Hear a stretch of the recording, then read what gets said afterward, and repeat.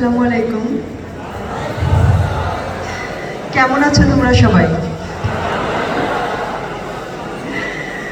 সব কথা তো বলেই দিয়ে গেলে তোমরা, আমি কি বলবো বলো। আজকে আমরা কি জন্য একত্রিত হয়েছি জানো সবাই? আচ্ছা, সবাই কি এই মেন্টালি দিক থেকে প্রস্তুত উদ্যোক্তা হওয়ার জন্য?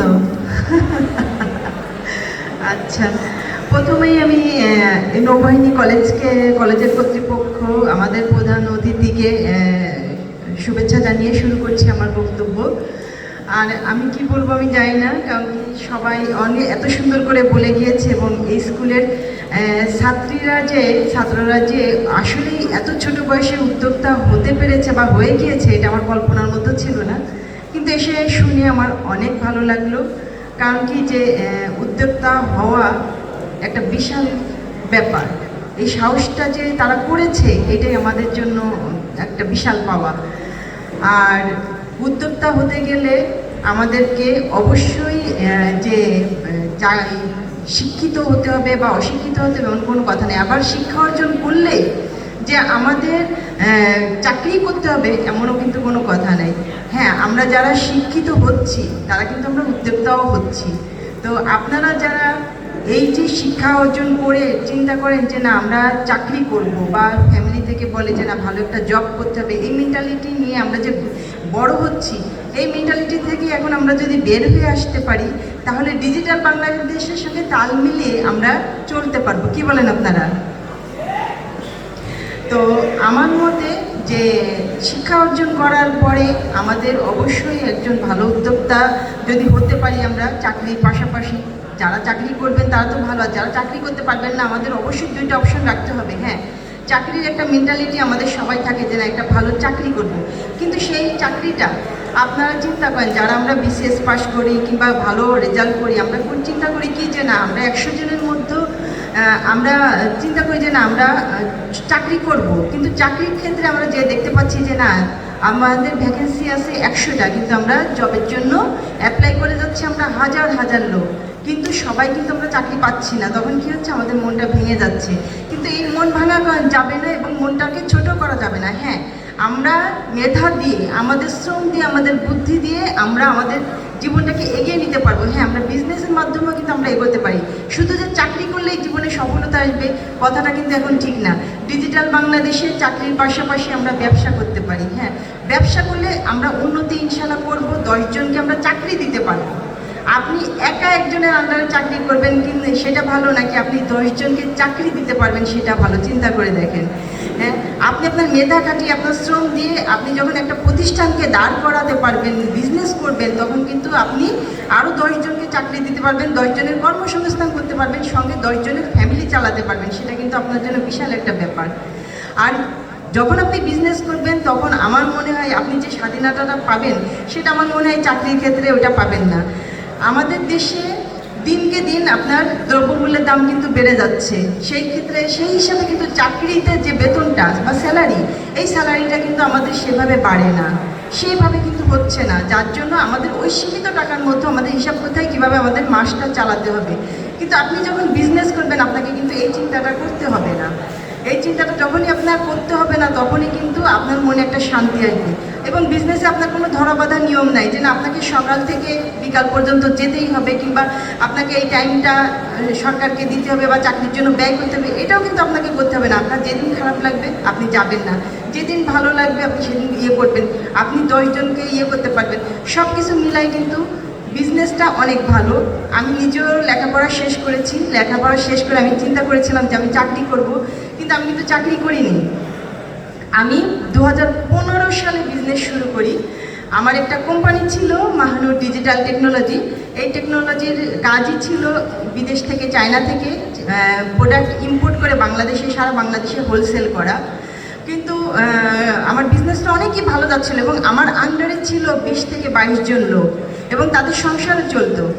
কিন্তু দুঃখের বিষয় আসলে যখন করোনা আসলো তখন আমার ইম্পোর্ট বিজনেসটা বন্ধ হয়ে গেল। আমি তখন আমার ব্র্যান্ড প্রমোট করতে যাচ্ছিলাম আমার মাহানুর ডিজিটাল টেকনোলজি কোম্পানির পক্ষ থেকে 500 মোবাইল ফার্স্ট টাইম আমি ব্র্যান্ড প্রমোট করতে যাচ্ছিলাম, কিন্তু সেই সময় আমি আমার কষ্টের কথাটা বলতে গেলে এখন আমার অনেক কষ্ট লাগে। আমি 25 লাখ টাকা আমি চায়নাতে পাঠিয়েছিলাম আমার মাল আসার জন্য বাই এয়ারে, কিন্তু আমি সে প্রোডাক্টটা পাই নাই। সে প্রোডাক্টটা পাইনি। 2 বছর পর আমি যখন চায়নার সঙ্গে যোগাযোগ করতে গেলাম তখন আমি কাউকেই পেলাম না। তারা মারা গেছেন না বেঁচে আছেন আমি জানি না। আমি কিন্তু ভেঙে পড়েছিলাম, অনেক ভেঙে পড়েছিলাম। আমি এমনও একটা পর্যায়ে চলে গিয়েছিলাম যে আমার মনে হচ্ছে যে আমি মনে হয় পাগল হয়ে যাব। কিন্তু তারপর আমি সেই করোনার টাইমে সাহস সঞ্চয় করে নিজেকে ভেঙে পড়তে দিইনি। 10 জন কিন্তু 10 কথা আমাকে বলছে যে তুমি একটা নারী উদ্যোক্তা হয়ে তুমি এত বড় রিস্ক নিচ্ছ, তুমি এতগুলি টাকা লস করছো, অনেক কথা শুনতে হয়েছে। শুনে আমি কিন্তু থেমে থাকিনি। এই পাশে যারা আছো তাদের উদ্দেশ্যে বলে আমি থেমে থাকি নাই। আমি কিন্তু আমার কাজ চালিয়ে গেছি। সেই করোনার মধ্যে আমি নিজে ঘরে বসে বসে মেশিনে সেলাই করা ধরলাম যে না, মেশিনে আমি ভালো কাপড় সেলাই করতে পারি, আমি কাপড় সেলাই করি। হ্যাঁ, তোমরা বুঝতে পারো যে আমি একজন কোম্পানির মালিক থেকে আমি ঘরে বসে মেশিনে একা একা বসে বসে কাপড় সেলাই করতাম, কাপড় অনলাইনে কাপড় কিনতাম, গজ কাপড়। বাইরে যাওয়ার তখন কোনো স্কোপ ছিল না। আমি কাপড় এনে কাপড় সেলাই করতাম। 2 বছর বসে বসে আমি যখন এই যে সেই মেয়েটার গল্পের মতো আমি যখন অনেকগুলি জামা সেলাই করে ফেললাম, তখন আমি চিন্তা করলাম না, আমি এবার অনলাইনে ট্রাই করে দেখতে পারি। আমি অনলাইনে যখন ট্রাই করলাম না, আমার দেখি না আমার জামাগুলি যাচ্ছে, আলহামদুলিল্লাহ ভালো চলতেছে। তখন আমি আরও কিছু কাপড় কেনার জন্য বা আরও বিজনেসটাকে প্রসার করার জন্য আমি টাকা চেয়েছিলাম ফ্যামিলির কাছে। কিন্তু আমার ফ্যামিলি কিন্তু ছিল চাকরিজীবী, আর তারা আমাকে অলরেডি বিগ অ্যামাউন্ট আমাকে দেওয়ার পরে তারা কিন্তু আর ভরসা পায়নি আমাকে দেওয়ার জন্য। কিন্তু আমি কিন্তু হাল ছেড়ে দেয়নি, আমি হাল ছাড়িনি। আমি চিন্তা করতে পারতাম যে না আমি চাকরি করি, কিন্তু সেটাও আমি করি নাই। আমি হাল ছেড়ে দেয়নি। আমি মাত্র 10,000 টাকা দিয়ে আমি আবার আমার বিজনেসটাকে নতুন করে শুরু করি করোনা শেষ সময়ের দিকে। আমি তখন আবার নতুন উদ্যোগে শুরু করি, আমার পেজ শুরু করি, আমার বিজনেসটাকে অনলাইন প্ল্যাটফর্মে একটা জায়গা করে নিই। জায়গা করে নেওয়ার পরে যখন দেখি না আস্তে আস্তে আস্তে আস্তে আমার ডেভেলপ হচ্ছে, তখন আমি চিন্তা করি না এবার আমি শোরুম নিয়ে বসতে পারি। হ্যাঁ, সে অ্যাবিলিটি আমার আছে। তখন আমি একটা শোরুম নিলাম, নিয়ে সেখানে আমি যখন কাজ শুরু করলাম তখন সবাই আবার আমাকে বাবা দিল। তার আগ পর্যন্ত কিন্তু কেউ আমাকে সাপোর্ট করেনি। আমার একা লড়াই, আমাকে একা লড়তে হয়েছে, 10 জনের কথা শুনতে হয়েছে, 10 জনের বকুনি খেতে হয়েছে। তারপরে আমি থেমে থাকিনি। আমার আজও চোখে পানি চলে আসে এই কথা মনে পড়লে, কিন্তু আমি থেমে থাকিনি। আমি আমার কাজ চালিয়ে গিয়েছি এবং শোরুম একটা দেওয়ার পরে সবাই দেখলো না এই পারছে, পারবে। হ্যাঁ, তখন সবাই বলে না ঠিক আছে ঠিক আছে। আমি দেখিয়ে দিয়েছি যে না আমি ভেঙে পড়িনি, আমিও পারবো। হ্যাঁ, আমিও পারবো। তারপর আরও একটা শোরুম করলাম। তারপরে শোরুম করার পর এখন আমার চিন্তা যে না আমি বাইরে পাঠাবো, বাইরে এক্সপোর্ট করব মাল। ইম্পোর্ট আর করতে সাহস পাই না, আমি বাইরে পাঠাবো মাল, বাইরের দেশে আমি বিজনেস করব। হ্যাঁ, আলহামদুলিল্লাহ এখন আমি বিজনেসের একটা ভালো পর্যায়ে চলে আসছি। আর আসতে পেরেছি শুধুমাত্র আমার এই দৃঢ়তার কারণে। তা এই দৃঢ়তাটা যদি আপনাদের মধ্যে থাকে আপনারাও পারবেন, কেউ ভেঙে পড়বেন না। আমার কথা হচ্ছে যদি কেউ চাকরি না পান তাহলে পাশাপাশি অল্টারনেট হিসেবে আপনারা অবশ্যই বিজনেসে যে একটা চিন্তাধারা মাথায় রাখবেন। আপনাদের মেধা আছে, মেধা আছে কেন বললাম, আমাদের সময় আমরা শুধু লেখাপড়া করতে পেরেছি, আমাদের সময় স্মার্টফোন ছিল না আমাদের হাতে। আমাদের সময় আমাদের একটা টাইমের মধ্যে চলতে হতো, আমাদের কখনোই সেই টাইমের এপাশে ওপাশে আমরা যেতে পারিনি। আপনাদের এখন স্মার্টফোন আছে, আপনারা চাইলে ইউটিউব থেকে আপনারা সব কিছু শিক্ষা অর্জন করতে পারতেছেন। আপনারা যেটা আপনারা পাচ্ছেন সেটা আমরা পাইনি। তা আপনাদের সুযোগ সুবিধাটা অনেক বেশি। এখন আপনারা যদি এই সুযোগ সুবিধাটা কাজে লাগিয়ে না আমরা আরও অনেক কিছু করব, তাহলে আপনারা করতে পারবেন এবং আমাদের থেকে আরও বেটার করতে পারবেন আপনারা, এটা আমার ধারণা। কারণ এত ছোট ছোট স্টুডেন্টরা যদি উদ্যোক্তা হয়ে উঠতে পারে তাহলে আপনারা যখন একটা পর্যায়ে যাবেন, ভবিষ্যতে আপনারা দেশের যখন আপনারা ভবিষ্যৎ হবেন, তখন আপনারা চিন্তা করে দেখেন যে আপনারা কোন পর্যায়ে যাবেন। আমাদের দেশটা শুধু ডিজিটাল হলে হবে না, আমাদের মেন্টালিটিটাকেও ডিজিটাল করতে হবে। হ্যাঁ, আমাদের মেন্টালিটিটা আমরা যখন ডিজিটাল করতে পারবো, আমাদের দেশটা যখন ডিজিটাল হবে, তখনই আমরা 10টা দেশের সঙ্গে তাল মিলিয়ে চলতে পারবো। কিন্তু আমরা যদি একরকম মেন্টালিটি নিয়েই চলি না আমি চাকরি করবো, চাকরি ছাড়া আমার জীবন শেষ, তাহলে আমাদের আসলে উন্নতি কখনোই সম্ভব হবে না। আমরা এক্সপোর্ট ইম্পোর্ট করতে পারবো না, আমরা বিদেশের সঙ্গে লেনদেন করতে পারবো না, ব্যবসায়িক সম্পর্ক গড়তে পারবো না। আর ব্যবসায়িক সম্পর্ক গড়ার থেকে বড় সম্পর্ক বাইরের কান্ট্রির সঙ্গে আর দ্বিতীয়টা কিছু আছে বলে আমার মনে হয় না। বাইরের দেশে গিয়ে চাকরি করার থেকে, বাংলাদেশে জব করার থেকে আপনি যদি না পান জব, আপনার বিজনেস করাটা আমার মনে হয় অনেক বেটার।